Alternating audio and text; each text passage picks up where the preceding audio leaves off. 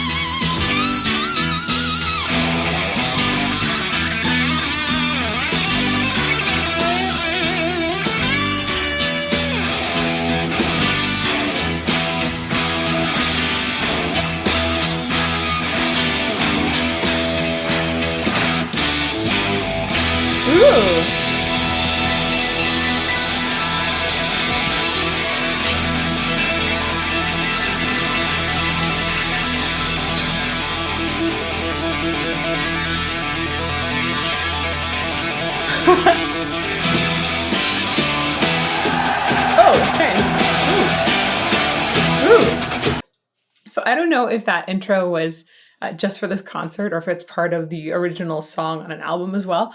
Not sure, but a few things that are kind of cool. And I'll go back and catch just a little bit of it.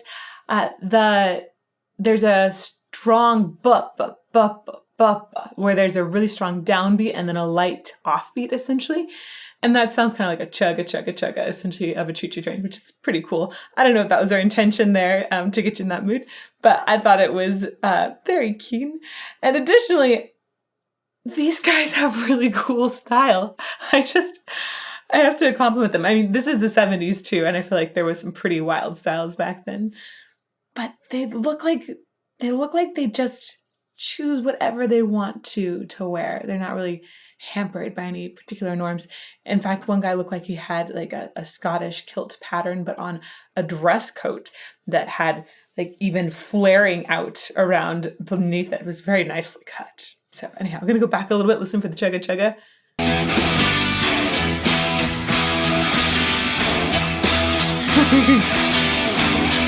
Flute!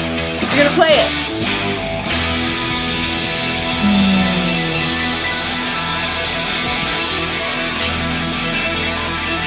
It's so nice to hear music that has changes and tempos like this that's so fluid in live performance. Yeah! Oh, it's exciting. Shuffling animals, open locomotive breath, rock the all-time music.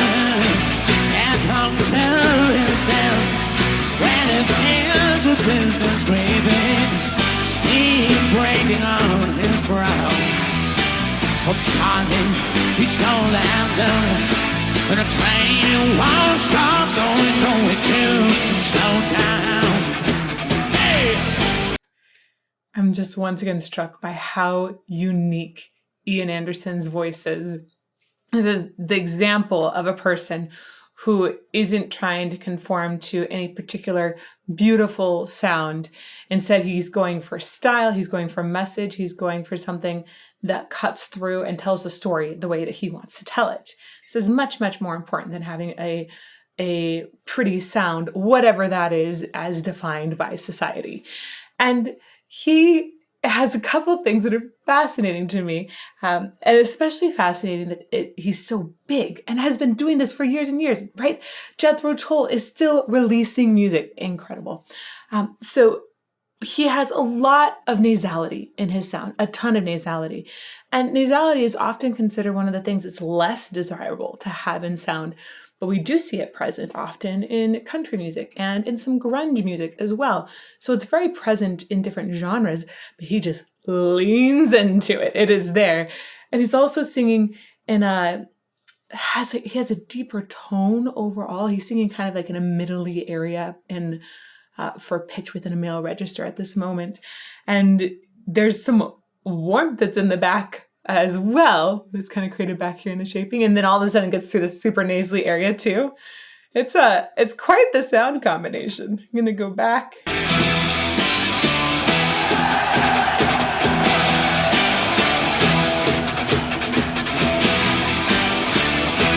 Shuffling candles off the locomotive breath.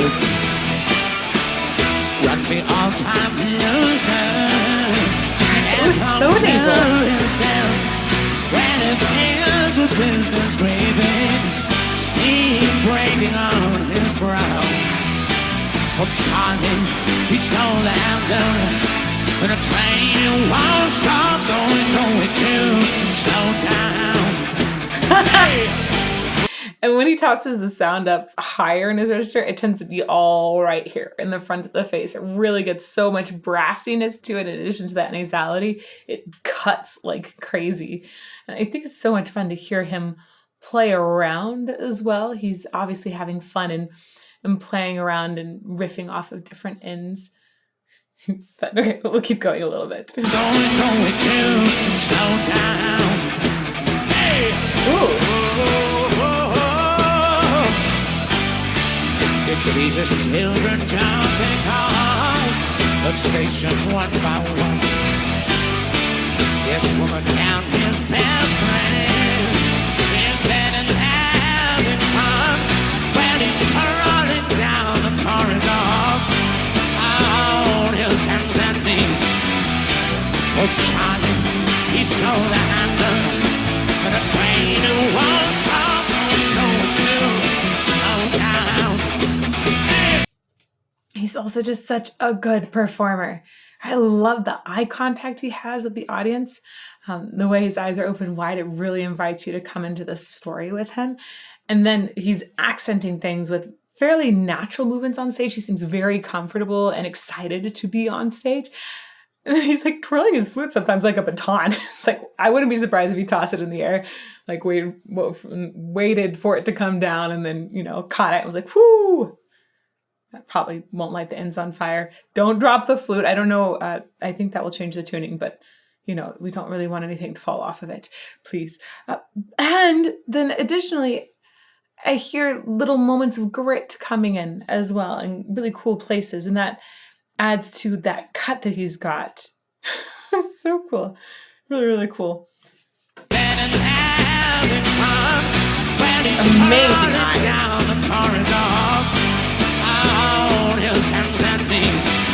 Yeah.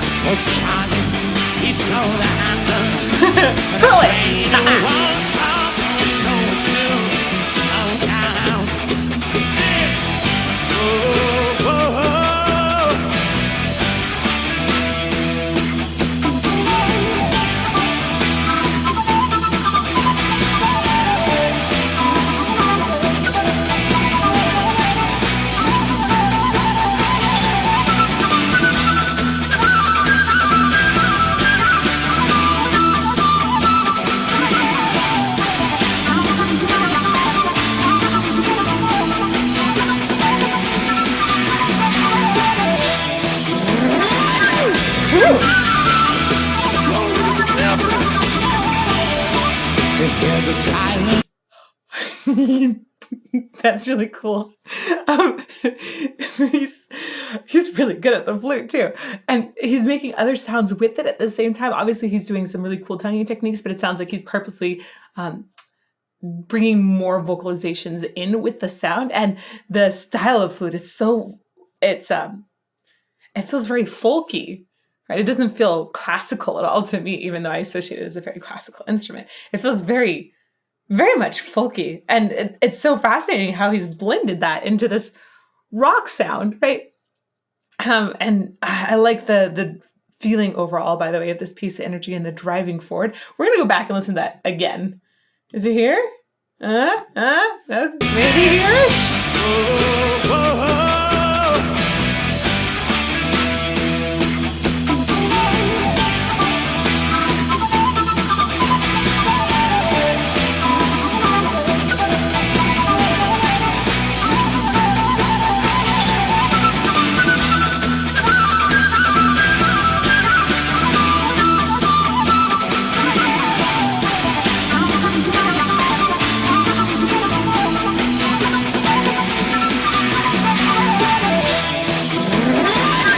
Whoa! I want to listen to that last part again because that's just so cool.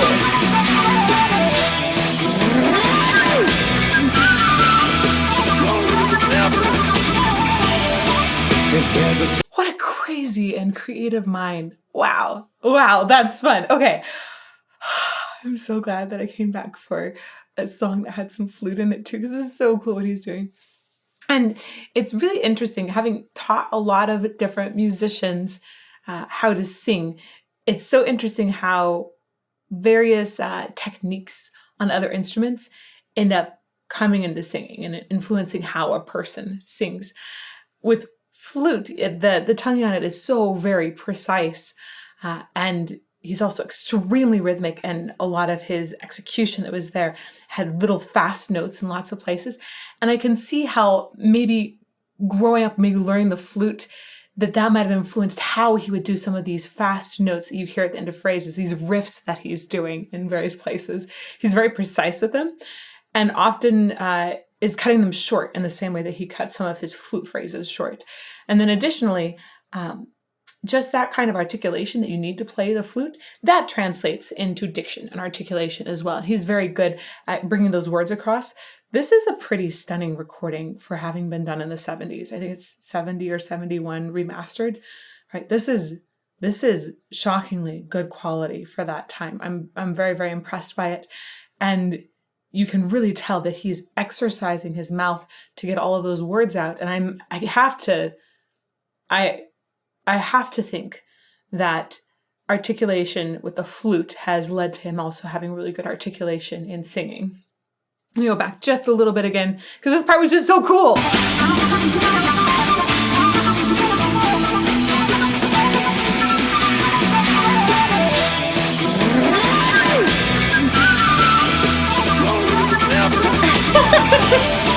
If there's a silent howling when he catches angels as they fall, and the all-time winner has got him by the balls. When he picks up King's Bible, yes, it's open at page 1. I think that God, he stole the handle, and the train who was stop going to slow down. Man, his stage presence is insane. Just his eyes and the way he's telling that story, the way he's able to open his eyes and draw attention into them, and be drawing in people from way, way further back in the audience than normal. He's just magnetic to watch. He seems so involved in the story and in the message and in relating it. Right? It feels like you can't take your eyes off him. It's really, really fascinating. One more time. If there's a silent howling when he catches angels as they fall, and the all-time winner has got him by the balls. When he picks up King's Bible, yes, it's open at page 1. I think that God, he stole the handle, and the train who was stop going to slow down. Hey! I think that the lyrics in the song are very poignant, right? And it's talking about this train that just keeps going. It's a metaphor for society, and the way that it just keeps going and going, and there's no way to slow it down. I think that it really works with the music that they've designed for it too, right? It feels like it has that drive ahead. It's just like pushing, pushing, pushing, pushing.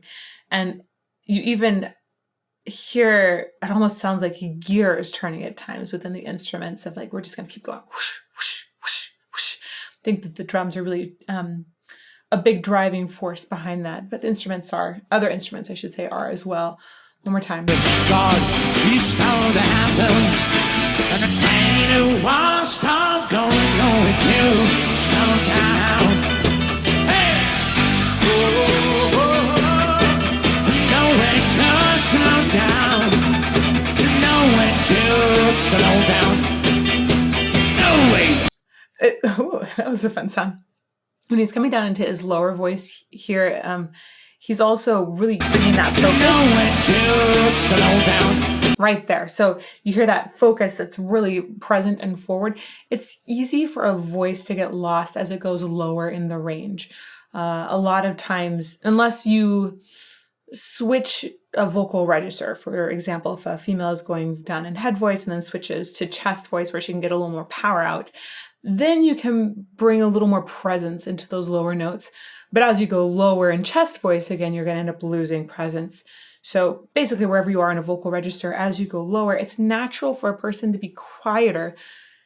And when you have a bunch of instruments playing in the background like that, that means that the voice can get covered very easily. So when he's going down here, he's really keeping that sound very forward. He's like got a sweet spot for his voice that's forward. It's got that nasality in it. It's got the cut.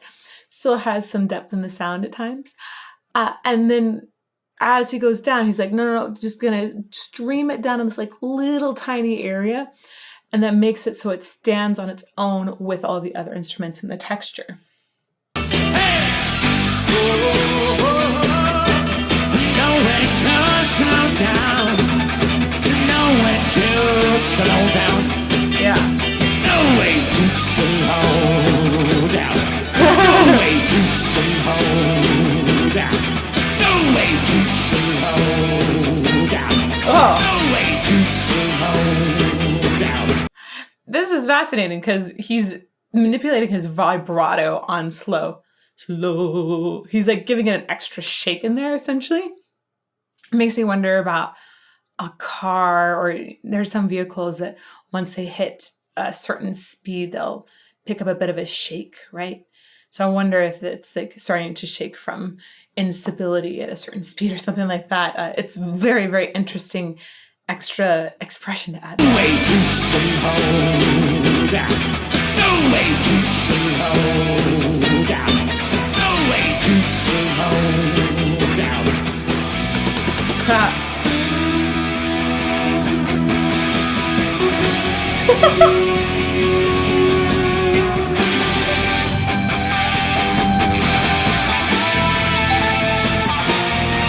Ooh.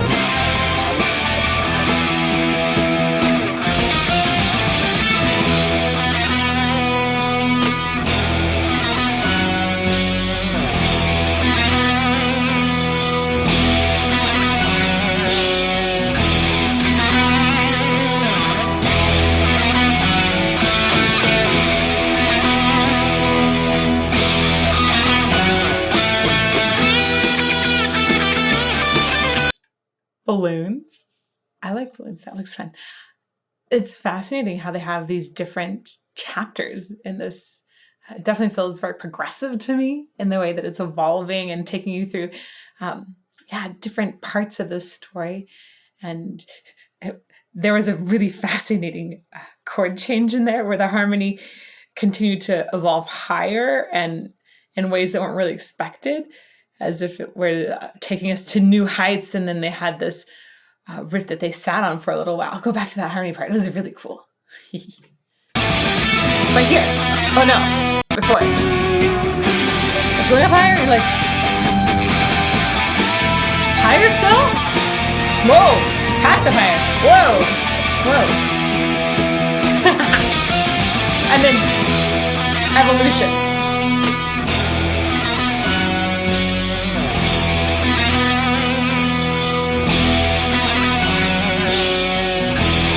There's some sort of impending doom I feel in this.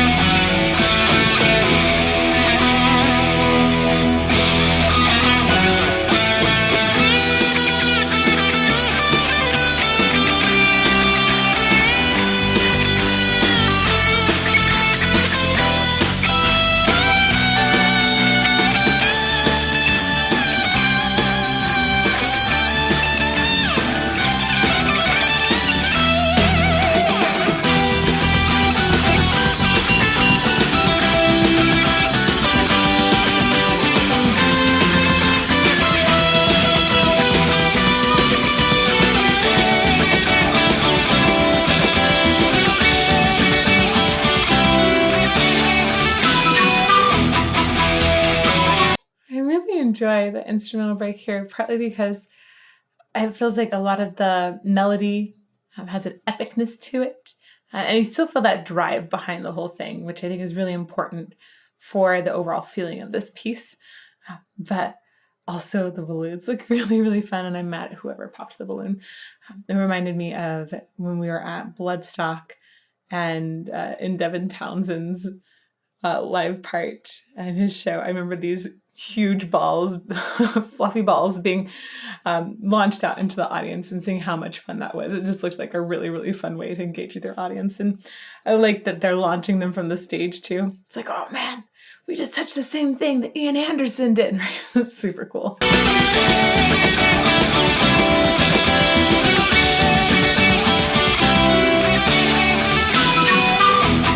Ooh, flute? Yeah!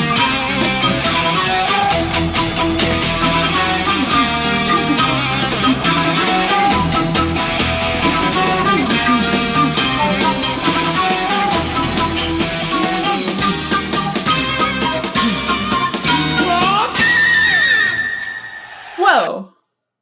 No, we're gonna go back and catch that again, because this is just so cool. I think it's fascinating how he's making sounds while playing the flute and really taking breaks every now and then to vocalize as well.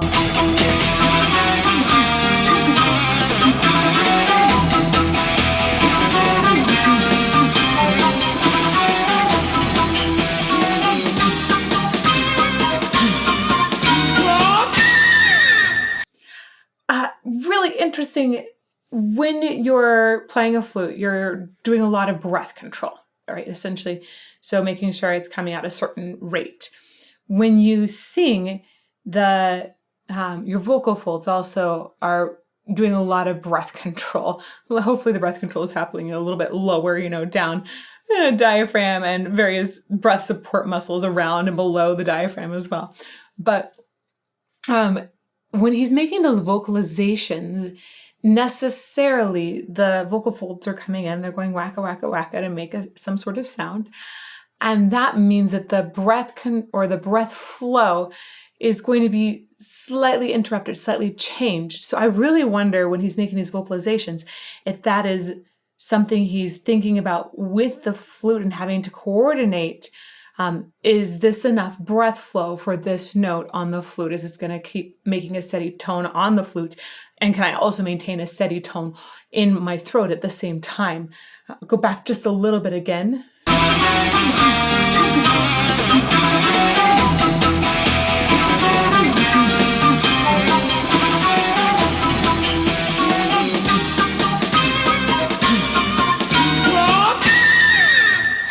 Cool. That's really awesome that he plays a flute and it has those vocalizations in there, and then also has such a distinctive sound. Overall, I like the drive of this piece. I like the message in it. And it feels like it's something that's just delivered incredibly well by Ian Anderson. So it was such a great combination of sounds, progressive sounds, folk sounds in there, and then his tone that is incredibly unique, yet perfect for delivering this message. If you would like to see the first time I ever heard Jethro Tull, you can check it out in this video over here, Aqualung. It was a pretty special moment. So I hope to see you all over there soon.